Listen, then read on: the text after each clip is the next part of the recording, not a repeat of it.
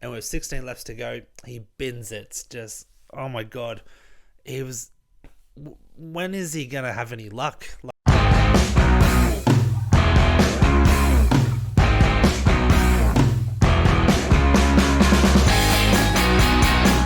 G'day race fans, this is Lawrence here, and welcome to Race Hacks for my review of the 2022 MotoGP British Grand Prix.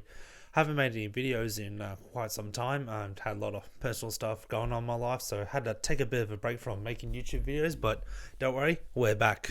And the summer break is over for all the MotoGP riders. After 5 weeks of no racing whatsoever, they're finally back for the first race in the second half of the season, the British Grand Prix, and it was a great race overall. I definitely quite liked it. You weren't really sure who the winner might be. Silverstone always, produces good racing, especially in MotoGP, and it was hot over there. I think they were saying daily temperatures was like 35 degrees over there, so it was a bit of a scorcher.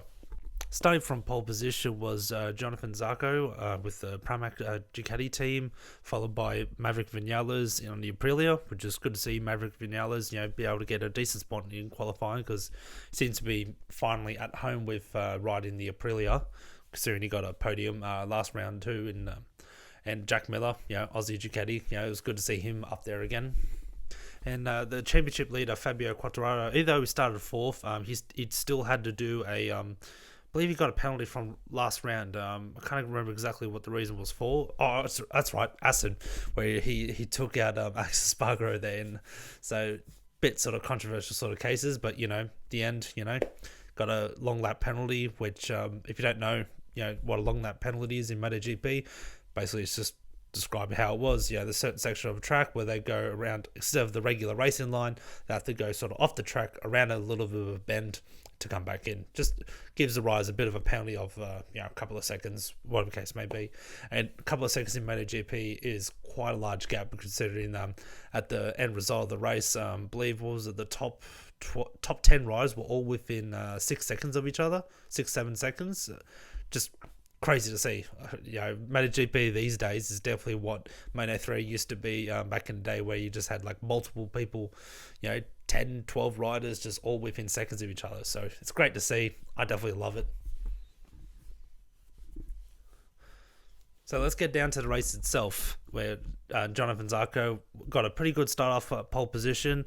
Maverick Vinales sort of boggled a little bit there, and Jack Miller sort of was coming through into, I believe, third at the time. And Fabio Quartararo, with knowing that he had the penalty still in play, he was able to get a good start and was climbing up to second, chasing down and Zarco.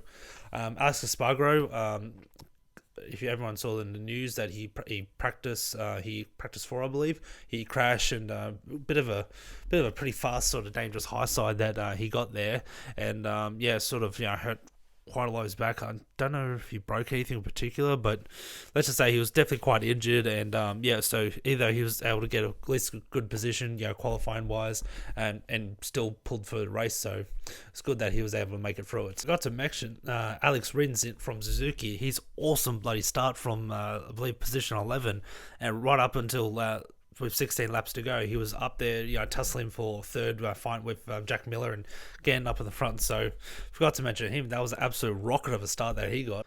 And Zarco was doing good for the first few laps there. He was sort of keeping pace, not wearing out his tyres, just having a little bit of a gap over Jack Miller, but nothing too crazy. And with 16 laps to go, he bins it. Just, oh my god, he was... When is he gonna have any luck? Like, the guy's been on pole position quite a few times. He's always fighting. He's led many laps. He just can't get a break to win his first race. It's just incredible to see. And I like the guy because he's a very aggressive rider and all that sort of stuff. Sometimes a little bit overboard. But yeah, he just, I don't know. His luck's got to turn somewhere. And typically, we look at sort of all the sort of Ducati juniors sort of coming up. His sort of seat might, be on the line a bit, with him, sort of dropping the ball a bit, when it comes to leading races and all that sort of stuff. So, yeah, he needs to, I don't know, maybe get some sort of rabbit's foot for good luck. I don't know, but you definitely need some. And with Joe and Zarco bidding it was able to get Jack Miller fighting around in the lead with Alex Rins, and they were just going back and forth like crazy. And it was so exciting to see, because this is what MotoGP is all about: close, hard racing and just going for it. And after Fabio Quartararo took his long lap penalty, he never really regained his sort of positions back, because he only lost maybe a second, if that. And it just, I don't know what it was, but it just seemed that ever since that he did that long lap penalty, and he's just struggled, and he faded really bad. So I don't know whether he just had tyre issues. I know the Yamaha itself is quite underpowered compared to the Ducatis, and typically a Silverstone track like that, where it's basically just a lot of horsepower, he definitely sort of struggled then. And the Aprilia, sort of right up there with those Ducatis themselves. But yeah, he sort of faded back. It was just really odd and incredible to see. I couldn't believe what was going on. Like, this guy's leading the championship, for God's sakes. Yeah, he's got quite a large buffer, but he can't be having these sort of results. It was shocking to see.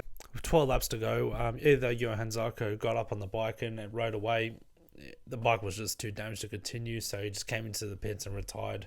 Pekka Bagnaia did a pretty good pass on Jack Miller to go after Alex Rins to fight for the lead. 9 laps to go, Fabio Quartararo goes after Alex Rins and takes the lead. And actually, with Ducati's power, it's just going past the Suzuki man and just taking the lead, going into turn 10, I believe. And it's just going after it from there.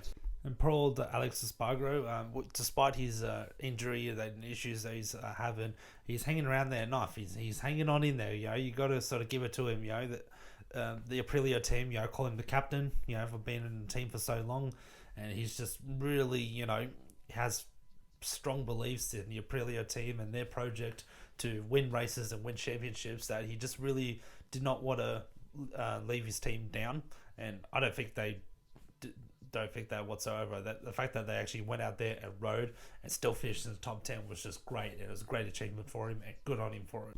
Maverick Vinales, on 3 laps to go, picked up Jack Miller going into turn 11, I believe, coming out of the S-Bends, and just going after Pecco Bagnaia with just 2 laps to go.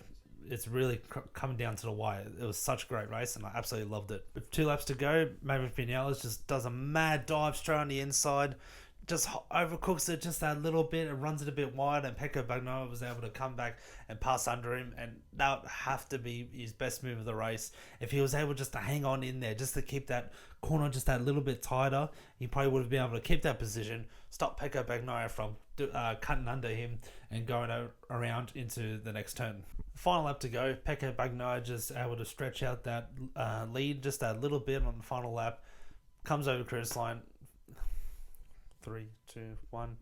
And on the final lap, Pecco Bagnaia just stretches the lead just a little bit more, comes over the line first, wins the race, wins the British Grand Prix for the first time in a little while for the Ducati, I believe, and he's able to get back into the championship hunt despite him crashing out for the last couple of races there. So it's definitely a new contender in the championship, which is great to see. Now, Maverick Vinales is an awesome second place finish, which was his second podium in a row, and he's 2 for the Aprilia team. And Jack Miller rounding out 3rd, which is great to see for the Aussie. And the top 2 riders in the World Championship stand-ins, Pecco Bagnaia and Alex Espargaro, fighting out for 8th position. Great seeing that Alex Espargaro was able just to hang on in there that little bit more, but pretty terrible for Fabio Quartararo to be back all the way down in 8th. Find it with a guy who's still very injured. So I don't know. I think Yamaha sort of need to figure out some answers like what the hell. So overall, my thoughts for the race were just again exciting. Glad MotoGP's back after a 5-week break. Exciting stuff. You don't know who's necessarily going to win in these races these days. The championship, either Fabio Quartararo's got still a decent gap, but he hasn't been doing well the last couple of races, and anything can happen, and riders can sort of come back and overhaul the championship. We got Alex Espargaro, who's still somewhat injured, but he's hanging in there. He's only, I believe it was 20 points I think behind after this race here, which makes me all well excited for the next round, which is in Austria. And they've done a couple of track changes there, so it'd be good to see how that goes. I think they added some chicanes in some of those long straights. So KTM, hunting ground for them. Ducati always do well in Austria, so they're definitely going to be hot contenders for the win as well. hopefully Jack Miller can get at least another win, at least before he rounds out his Ducati career, which all you guys know he's moving on to KTM, the Red Bull KTM next year. So back to his sort of old, familiarity when he was in Moto3 these days. Hope you guys watch the next round in the Austrian Grand Prix. I'm looking forward to that as well. See all you guys on another episode of Race Addicts.